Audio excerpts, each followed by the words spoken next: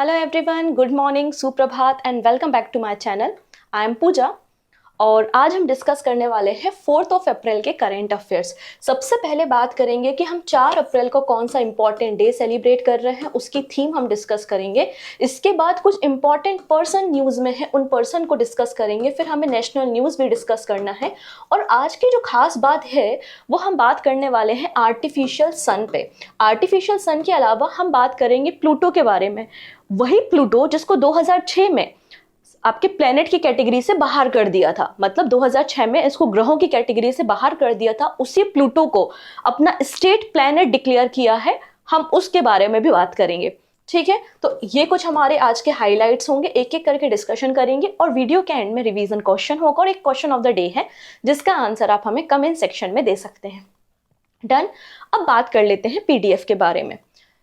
तो daily current affairs 8 AM पर होता है। आपकी सभी कॉम्पिटिटिव एग्जाम जैसे SSC, railway, defence, NDA, CDS, IB, state exam, UPSC, सभी के लिए ये करंट अफेयर्स यूजफुल है।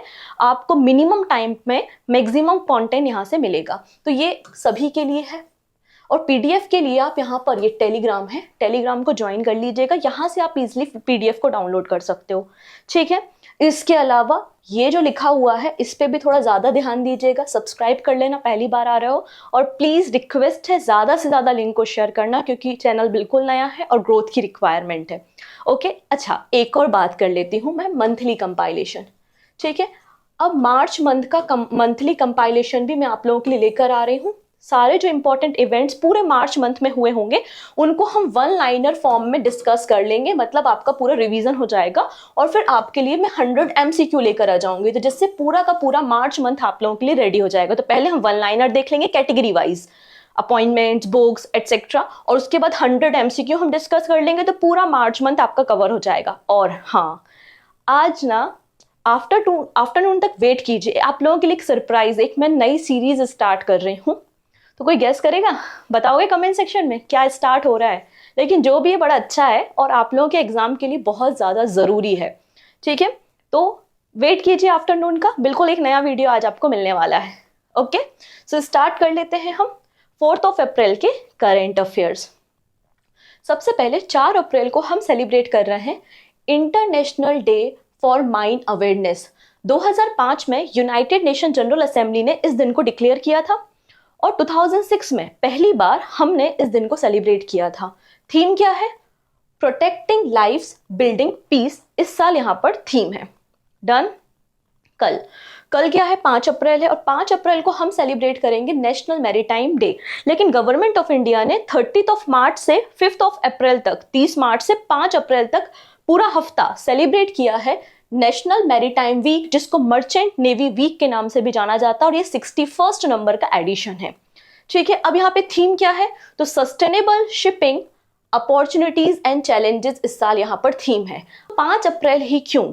बिकॉज 5 अप्रैल को first Indian vessel SS loyalty, जिसको ओन करता था सिंधिया स्टीम नेविगेशन कंपनी, और उसने यहाँ पे पहली फ्लाइट अपनी फर्स्ट कह सकते जर्नी शुरू की थी मुंबई से लेकर लंदन तक ऑन 5 अप्रैल 1990 को। दैट्स वाई हम नेशनल मैरीटाइम डे सेलिब्रेट करते हैं। डन।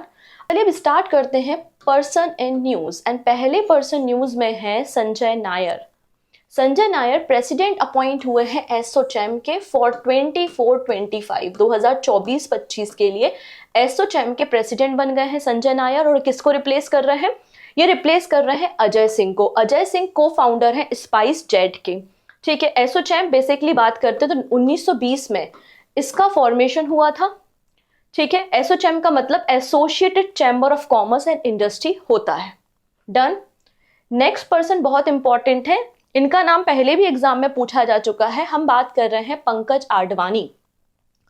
बिलियर्ड्स या स्नूकर्स रिलेटेड है ये, और इन्हें कई सारे अवार्ड्स भी मिल चुके हैं, जैसे कि पद्म भूषण 2018 में मिला था, मेजर ध्यानचंद्र खेल रत्न अवार्ड इन्हें 2005-06 में दिया गया था। क्लियर। और अभी इन्होंने CCI बिलियर्ड क्लासिक टाइटल जीत लिया है, ठीक है। तो पंकज आडवाणी ने CCI बिलियर्ड्स क्लासिक टाइटल को अचीव किया है। All India CCI billiard classical title इन्होंने अटेंड किया है रिसेंटली, ठीक है। इसके बाद इनको विनर जो होता है उसको 2,50,000 रुपीज़ यहाँ पे प्राइज मनी दी जाती है। और इन्होंने डिफीट किसको किया है, तो इन्होंने डिफीट किया है डेविड कॉजर को, जो कि रनर अप रहे हैं, और इनको 1,25,000 प्राइज मनी दी जाएगी। डन। नेक्स्ट बात कर लेते हैं। Santosh Kumar Jha appointed as the new CMD of Konkan Railway. Konkan Railway के न्यू सीएमडी अपॉइंट हुए हैं कौन, संतोष कुमार झा। तो एक पहला क्वेश्चन आज आपके लिए कि कोंकण रेलवे का हेडक्वार्टर कहाँ पे सिचुएटेड है। ठीक है, ये क्वेश्चन आप लोगों के लिए है कि कोंकण रेलवे का हेडक्वार्टर कहाँ पर है, और कोंकण रेलवे कॉर्पोरेशन के न्यू सीएमडी अपॉइंट हो गए हैं संतोष कुमार झा। एज ऑफ 2024 हमारे देश में 19 ऑपरेशनल जोन है इंडियन रेलवे के, आपके कोलकाता मेट्रो रेल को मिला करके। और जो सबसे नया जोन बना है वो 18th नंबर का रेलवे जोन आपने सुना होगा, साउथ कोस्ट रेलवे है, जिसका हेडक्वार्टर विशाखापट्टनम में है। लार्जेस्ट रेलवे जोन इंडिया में नदर्न रेलवे है, और सबसे छोटा कौन सा है, नॉर्थ ईस्टर्न रेलवे जोन आपको दिख जाएगा। तो ये क्वेश्चन है जिसका आंसर आप हमें कमेंट में देंगे। ठीक है, चलिए नेक्स्ट। अब इनको तो सभी लोग जानते हैं, कौन है, डॉक्टर मनमोहन सिंह जी। ठीक है, हमारी कंट्री के फॉर्मर आरबीआई के गवर्नर भी रह चुके हैं एंड प्राइम मिनिस्टर भी रह चुके हैं। अब इनका रिटायरमेंट हो रहा है एज अ एमपी राज्यसभा से। 33 इयर्स तक ये राज्यसभा के मेंबर थे, और इनके साथ साथ कई सारे एमपीज हैं, यूनियन मिनिस्टर हैं, जिनका रिटायरमेंट राज्यसभा से रिसेंटली हुआ है।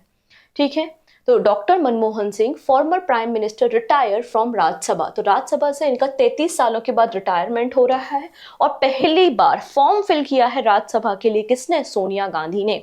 तो Sonia Gandhi will enter the upper house for the first time from Rajasthan. तो राजस्थान से इन्होंने फॉर्म फिलिंग भी की है। क्लियर। मनमोहन सिंह जी 2 टर्म के लिए प्राइम मिनिस्टर थे हमारी कंट्री में, 2004 से 2014 तक, 2004 टू 2014। इसके अलावा इन्होंने रिजर्व बैंक ऑफ इंडिया के गवर्नर की तरह भी सर्व किया है, और पीवी नरसिम्हा राव की गवर्नमेंट में इन्होंने मिनिस्टर ऑफ फाइनेंस का पोर्टफोलियो भी होल्ड किया है। हमारे देश में जो एलपीजी मॉडल आता है, जो लिबरलाइजेशन आता है 1991 में, उस प्लान को भी इंट्रोड्यूस करने वाले मनमोहन सिंह जी थे। इनके समय में ही हमारे देश में नरेगा या फिर मनरेगा स्कीम इंप्लीमेंट हुई थी। ठीक है, तो national rural employment guarantee act को भी लेकर आने वाले कौन थे, डॉक्टर मनमोहन सिंह जी थे। फिर राइट टू इंफॉर्मेशन एक्ट जो 2005 में आरटीआई एक्ट आया, इसको भी इंट्रोड्यूस किसने किया था, तो हमारे former prime minister doctor Manmohan Singh ji ने किया था।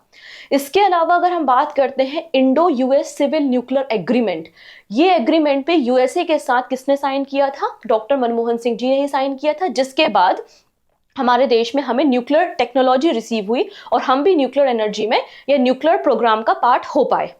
ठीक है, अब बात कर लेते हैं राज्यसभा या upper house of the parliament जिसको हम बोलते हैं।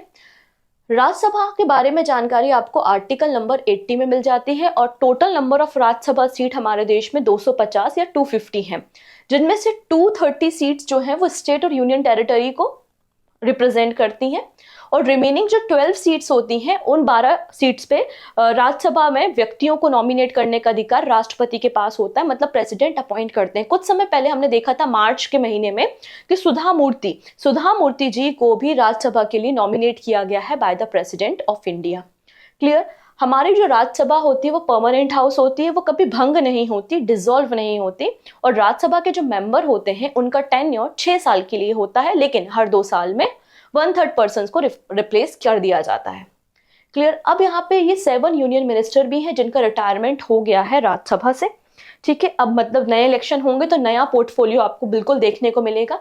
हमारे education minister Dharmendra Pradhan, health minister Mansukh Mandaviya, animal husbandry and fishery minister Parshottam Rupala, information and technology minister Rajeev Chandrasekhar, minister of state external affairs we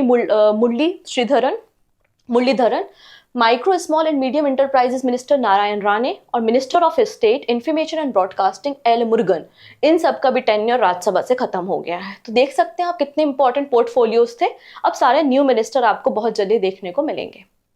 अगली पर्सन जो है वो हमारे लिए इंपॉर्टेंट है, पूछा जा सकता है इनकी फील्ड, तो लॉन्ग जंपर है। ठीक है, so former Asiad star Diana Saim Tiwari passed away recently, और ये जो एशियन गेम्स थे 1982 के दिल्ली में हुए थे उसकी टॉर्च बियरर भी थी, और इन्होंने 1957 में नेशनल एथलेटिक्स चैंपियनशिप में गोल्ड मेडल जीता था और 1958 में इन्होंने नेशनल गेम्स में गोल्ड मेडल जीता था। तो लॉन्ग जंप से एसोसिएटेड रही हैं और इनका निधन हो गया है रिसेंटली।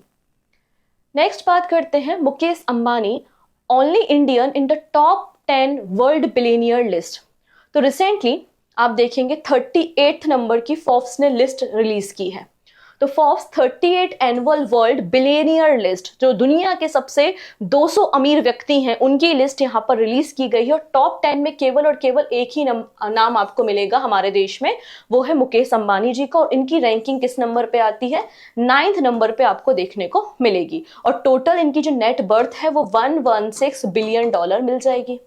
ठीक है, तो यहाँ पर ये लिस्ट पब्लिश की गई है।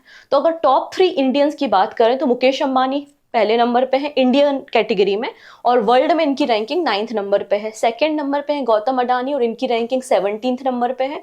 और थर्ड नंबर पे है शिव नडार जिनकी रैंक 39 नंबर पे है। ये तो टॉप 3 इंडियन हो गए। अब बात कर लेते हैं कि वर्ल्ड में टॉप 3 बिलियनियर कौन है इस लिस्ट में। तो सबसे ऊपर है बर्नार्ड अर्नोल्ट एंड उनकी फैमिली जिनकी टोटल वेल्थ $233 बिलियन है। Elon Musk and Jeff Bezos second and third number पे है। अब वो कंट्री कौन सी जिसमें हाईएस्ट नंबर ऑफ बिलियनियर्स है? तो अगेन यूएसए, चाइना और इंडिया। इंडिया में अगर देखोगे तो टोटल नंबर ऑफ बिलियनियर्स 200 हैं। 200 भारतीय बिलियनियर है 2024 में और अमेरिका में 813 है, चाइना में 496 बिलियनियर्स आपको देखने को मिल जाएंगे। डन। नेक्स्ट है Tamil Nadu governor RN Ravi inaugurated Paramvir Chakra garden. आप यहाँ पे गार्डन का पिक्चर देख पा रहे होंगे और यहाँ पर आपको कुछ स्टैच्यू दिख रहे हैं।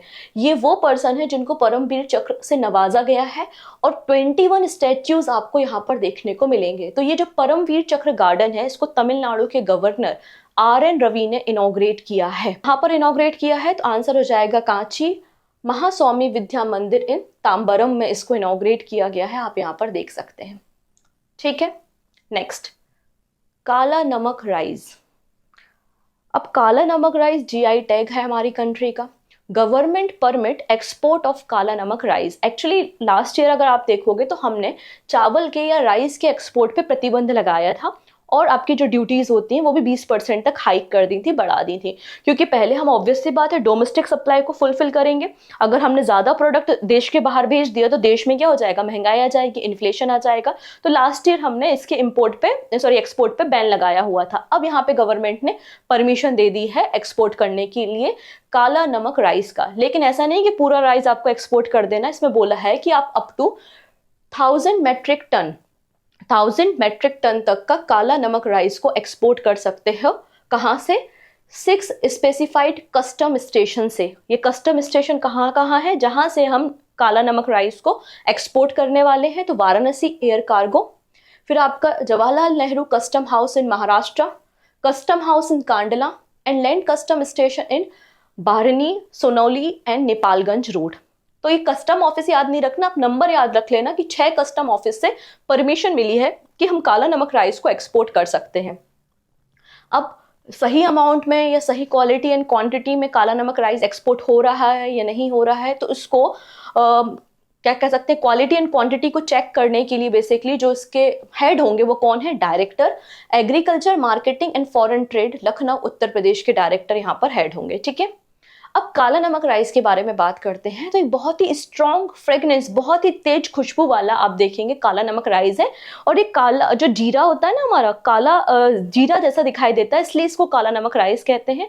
और आपको ये उत्तर प्रदेश और जो हमारा तराई एरिया है वहां पर इनका ग्रो किया जाता है। GI सर्टिफाइड है ये और इसमें जिंक और आयरन बहुत अधिक मात्रा में होता है और ऐसा बताया जाता है अगर आप फ्रिक्वेंटली या लगातार काला नमक राइस को कंज्यूम करते हैं, इसका रेगुलर इस्तेमाल करते हैं, तो it can help prevent Alzheimer disease. ये अल्जाइमर डिसीज से हमको बचा सकता है। ठीक है, डन। तो काला नमक राइस हमारा क्लियर है।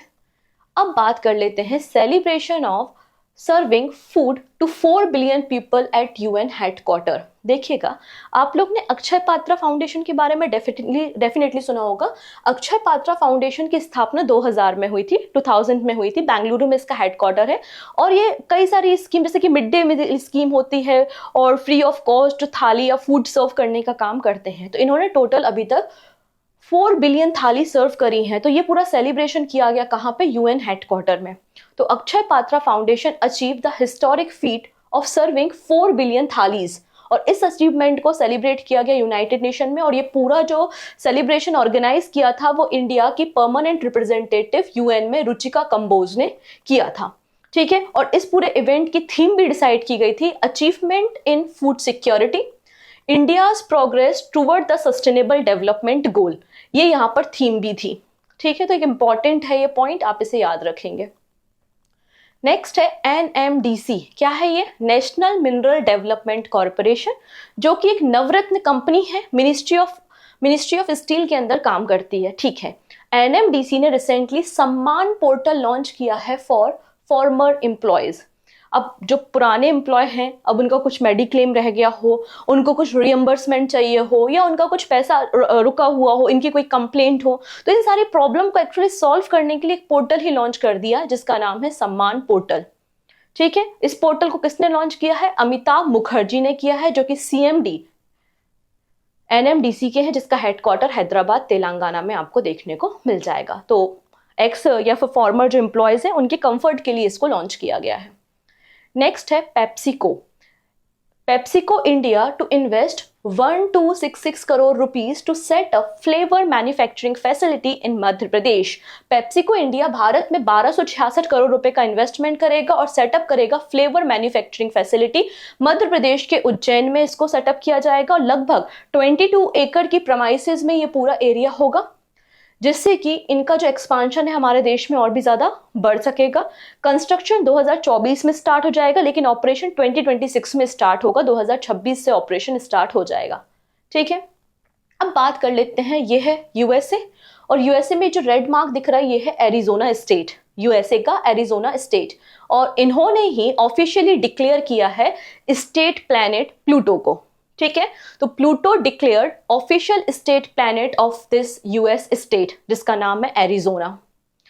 जैसे कि आपको पता है कि जो आपका प्लूटो है वो बोना ग्रह या ड्वार्फ प्लैनेट के नाम से जाना जाता है। 2006 में इसे प्लैनेट की कैटेगरी से बाहर किया था इंटरनेशनल एस्ट्रोनॉमिकल यूनियन ने।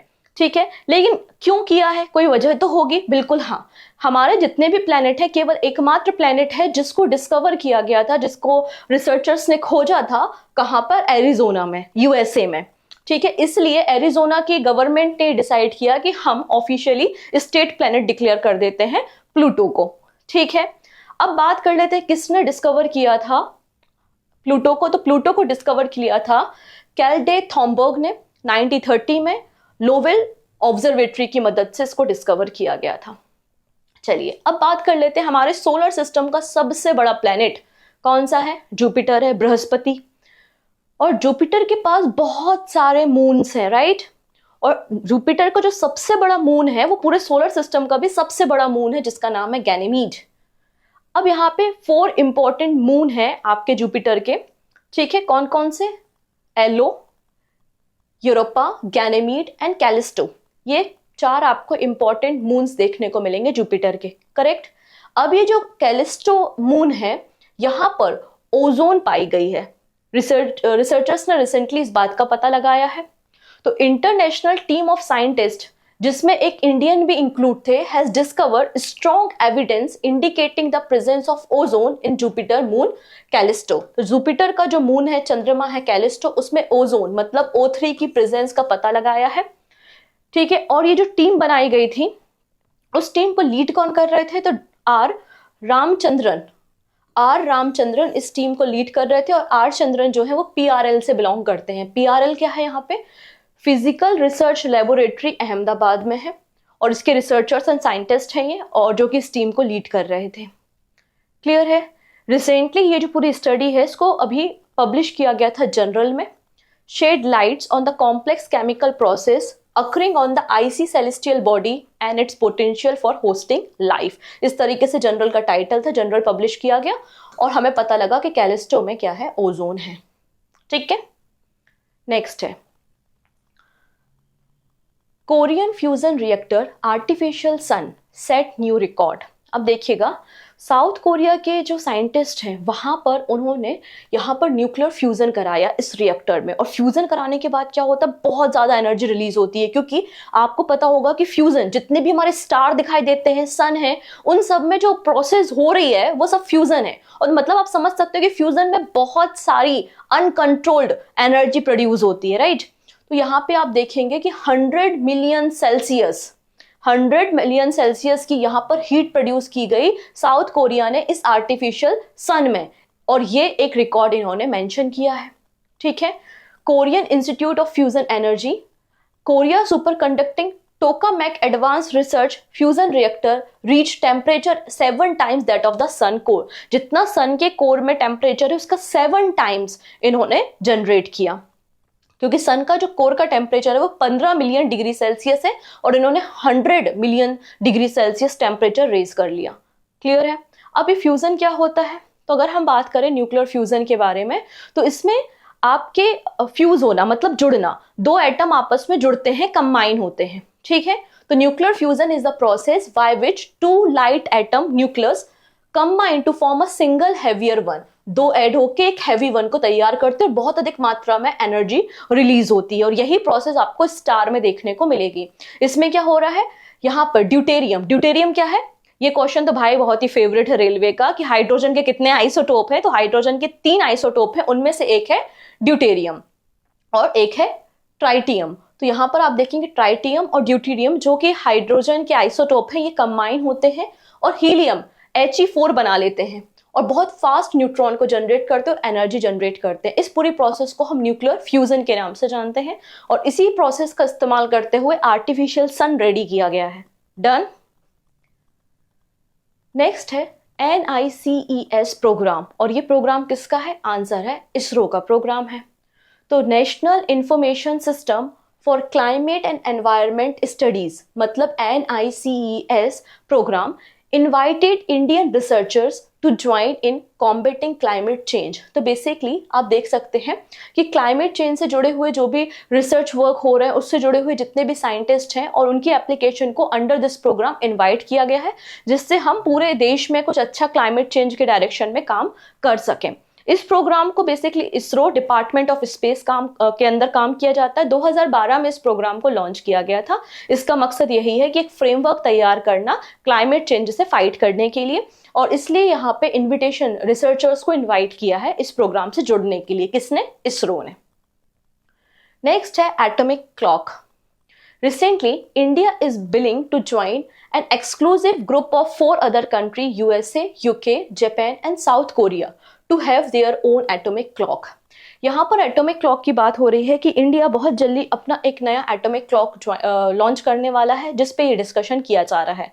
अब ये एटॉमिक क्लॉक क्या होती है, तो एटॉमिक क्लॉक बेसिकली जो एटम्स होते हैं ना, एटम के वाइब्रेशन पे काम करती है, और एटम के वाइब्रेशन के बाद ये बहुत ही ज़्यादा कह सकते हैं कि बिलियंथ ऑफ सेकेंड में हमको मेजरमेंट करके देती है। बहुत ही एक्स्ट्रा ऑर्डिनरी प्रिसीजन के साथ आपको यहाँ पर ये एटॉमिक क्लॉक का मेजरमेंट देखने को मिलता है, ठीक है। तो they are the most accurate time keeping device है इन द वर्ल्ड, जिसको हम एटॉमिक क्लॉक या एटम क्लॉक के नाम से जानते हैं। एटम क्लॉक की डिस्कवरी किसने की थी, ये क्वेश्चन बहुत इंपॉर्टेंट हो जाता है आपके एग्जाम के लिए, और रेलवे की अगर साइंस की बात करें तो इस तरह के क्वेश्चन पूछे जाते हैं ना। तो एटॉमिक क्लॉक किसने इन्वेंट किया था, 1955 1955 में इसको इन्वेंट किया था लुइस इसेन ने, जो कि यूके के हैं, ठीक है।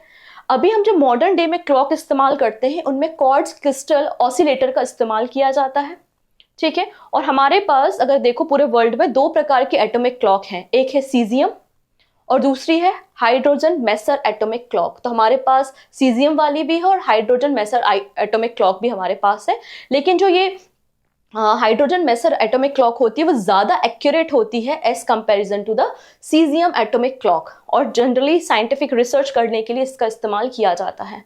तो गवर्नमेंट का प्लान है कि इस साल के जून में हम एक नई एटॉमिक क्लॉक को इंस्टॉल कर देंगे, और जब ये इंस्टॉल हो जाएगी तो उसके बाद गवर्नमेंट ने मैंडेटरी कहा है कि जितने भी computer devices, smartphone, digital watches हम तैयार करते हैं और उसको हम सिंक करेंगे किसके साथ, अपने नाविक के साथ, और इंडियन स्टैंडर्ड टाइम वहां से मैच करेंगे। अब हमें जीपीएस पे डिपेंड होने की जरूरत नहीं है, ऐसा गवर्नमेंट ने कहा है। तो council of industrial and scientific research national physical laboratory new Delhi में है, और एक कंट्री की ऑफिशियल टाइम कीपर है जो कि मेंटेन करती है इंडियन स्टैंडर्ड टाइम को। ये मेंटेन करती है 5 सीजियम एटॉमिक क्लॉक्स को और 2 हाइड्रोजन मेसर क्लॉक को हम संभालते हैं, और अब नया हम जून में लॉन्च करने वाले हैं। ठीक है, इसको मेंटेन कौन करेगा? नाविक सैटेलाइट नेविगेशन सिस्टम और आपका ये जो एनपीएल है, इन दोनों ने मिलकर ये काम शुरू किया है। ठीक है, नेक्स्ट है Kodaikanal solar observatory celebrate 125th year of studying the sun. यहां पर आप देख सकते हैं कोडाईकनाल सोलर ऑब्जर्वेटरी है। ठीक है, और इसको मैनेज कौन करता है? Department of science and technology, Indian Institute of astrophysics, और इसको काम करते हुए 125 साल हो गए हैं 1 अप्रैल को। तो 1 अप्रैल को हमने इसकी 125th ईयर ऑफ एनिवर्सरी को सेलिब्रेट किया है। ये जो हमारी सोलर ऑब्जर्वेटरी है, इसको हमने 1 अप्रैल 1971 1 अप्रैल 1971 को सेटअप किया था। क्या करती है? ये हमें सूरज को समझने में मदद करती है। ये हमें इक्लिप्स, जो भी आपके ग्रहण से संबंधित घटनाएं होती हैं, इक्लिप्स होता है, उसको समझने में मदद करती है। इसी की मदद से हमने 1868 में सूरज में हीलियम का पता लगाया था, और ये जो सूरज में प्लाज्मा प्रोसेस होती है उसको समझने में मदद करती है, और लाखों के 1.2 लाख से भी ज्यादा इसके पास इमेज का कलेक्शन अवेलेबल है, क्योंकि लगभग 125 सालों से ये काम कर रही है। ठीक है, अब बात कर लेते हैं इंडियन इंस्टीट्यूट ऑफ एस्ट्रोफिजिक्स के चेयरमैन के बारे में। एएस किरण कुमार इसके चेयरमैन हैं। Done. Next and last news है आई थिंक ये, Bulgaria and Romania partially join Europe Schengen area. देखिएगा, जो यूरोपियन यूनियन की कंट्रीज हैं, अब यूरोपियन यूनियन में जैसे हमारे देश में एक राज्य से दूसरे राज्य में लोग स्टडी करने जाते हैं। अभी हम राज्यों के बारे में बात कर रहे हैं, घूमने फिरने के लिए जाते हैं। हम केरला घूमने चले गए, हम पढ़ाई करने के लिए कोटा चले गए, ऐसा होता है। वैसे यूरोपियन यूनियन की जो कंट्रीज है उसके लोग भी टूरिज्म के लिए, पढ़ाई करने, मेडिकल सपोर्ट के लिए एक कंट्री से दूसरी कंट्री जाते हैं। तो यूरोपियन यूनियन ने लॉन्च किया था एक सेंजांग वीजा।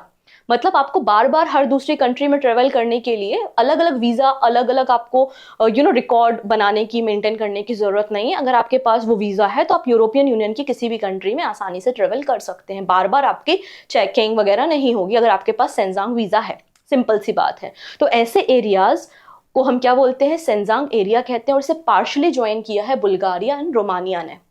अब मैं आपको एक और पॉइंट बिल्कुल क्लियर कर देना चाहती हूँ, ऐसा जरूरी नहीं है कि सारी यूरोपियन कंट्रीज सेंजांग वीजा का पार्ट हो, बिल्कुल जरूरी नहीं है। बहुत सी ऐसी कंट्रीज होती हैं जो यूरोपियन यूनियन का पार्ट होती हैं लेकिन सेंजांग वीजा का पार्ट नहीं होती। ऐसा भी जरूरी नहीं कि कोई कंट्री है जो यूरोपियन यूनियन का पार्ट नहीं है लेकिन वो सेंजांग वीजा का पार्ट हो सकती है। For example Norway European union का पार्ट नहीं है लेकिन वो सेंजांग वीजा का पार्ट है। और रिसेंटली आपको पता है, क्योंकि पेरिस ओलंपिक 2024 में पेरिस फ्रांस में होने वाले हैं, तो पेरिस फ्रांस ने भी आपका सेंजांग वीजा जो है वो इशू किया था। याद आया? ठीक है, तो ऐसे एरियाज को हम सेंजांग एरिया कहते हैं। और ये कहाँ पर आपको किसने पार्शियली से ज्वाइन किया है? बुल्गारिया एंड रोमानिया ने इसे ज्वाइन किया है। The ID check free travel zone in Europe, बहुत लंबे समय से नेगोशिएशन चल रहा था। अभी जो सेंजांग एरिया का कॉन्सेप्ट है ये 1985-1985 में आया था। क्लियर है इतनी चीजें? ठीक है, और बुल्गारिया एंड रोमानिया ने यूरोपियन यूनियन को 2007 में ज्वाइन किया था। डन है। सेंजांग एरिया क्या होता है? Schengen area is a region consisting of certain European countries that have abolished passport and other type of border control at their mutual border। easily आप उसमें ट्रेवल कर सकते हैं। ठीक है, डन। नेक्स्ट, अब बारी आती है आपकी। यहां पर कुछ एमसीक्यूज है जिसके आंसर आपको करने हैं। पहला क्वेश्चन है, who has been appointed the first female prime minister of Democratic Republic of Congo. तो डेमोक्रेटिक रिपब्लिक ऑफ कॉन्गो की पहली महिला मुख्य प्रधानमंत्री कौन बनी है? तो आंसर हो जाएगा जुडिथ सुमिनावा तुलुका बनी है। Option D is the right answer. Next है, रिसेंटली पीआईबी की प्रिंसिपल डायरेक्टर जनरल किसे अपॉइंट किया गया है जिन्होंने मनीष देसाई को सक्सीड किया है? तो आंसर हो जाएगा यहाँ पर शेफाली शरण। इनके बारे में हमने डिस्कशन किया था। Option D. एसोचैम के नए प्रेसिडेंट कौन बन गए हैं? तो आंसर हो जाएगा यहाँ पे कौन बन गए? आज ही डिस्कस किया, संजय नायर बन गए हैं। इंडियन गवर्नमेंट कब से कब तक ब्लाइंडनेस वीक सेलिब्रेट करती है? The Indian government designates blank as a prevention of blindness week. तो 1 से लेकर 7 अप्रैल तक हम सेलिब्रेट करते हैं। ठीक है, अब recently which port in India emerge as a top cargo handling port in India in 23-24? तो हमने इसके बारे में डिस्कशन किया था, Paradip port. Answer B is the right answer. What is the Callisto recently seen in the news? तो Callisto क्या है, आपको पता है कि ये जुपिटर का मून है, बृहस्पति ग्रह के चंद्रमा का नाम मिल जाएगा। रिसेंटली कौन सी दो कंट्री है जिन्होंने सेंजांग एरिया को पार्शियली ज्वाइन किया है? सो आंसर हो जाएगा यहाँ पे रोमानिया एंड बुल्गारिया, वो दो कंट्रीज आपको देखने को मिल जाएंगी। डन। नेक्स्ट है मेन सिंगल मियामी ओपन का टाइटल किसने जीता है? डबल की कैटेगरी याद है, मैथ्यू इब्डन और आपके रोहन बोपन्ना। अब मेन सिंगल की कैटेगरी किसने जीती है? तो आंसर हो जाएगा जैनिक सिनर ने जीती है। Option B is the right answer. And this is question of the day, what is the rank of India's GEM portal as an e-commerce platform in the world? तो India का जो GEM portal है वो किस number का platform बन गया है वर्ल्ड में, फर्स्ट, सेकंड, थर्ड या फिफ्थ? जो भी सही आंसर है आप हमें कमेंट में बताएंगे। 2 क्वेश्चन मैंने आपसे पूछे हैं, ठीक है, उन दोनों क्वेश्चन के आंसर आप हमें रिप्लाई करेंगे कमेंट सेक्शन में, और सही आंसर भी मैं आपको वहीं पे बता दूंगी। ओके, सो मिलते हैं बहुत जल्दी हम नेक्स्ट वीडियो में। तब तक लिंक को शेयर कीजिएगा और सरप्राइज का वेट कीजिएगा। आज आप आफ्टरनून में आपको वो सरप्राइज मिल जाएगा। Okay, so take care and bye.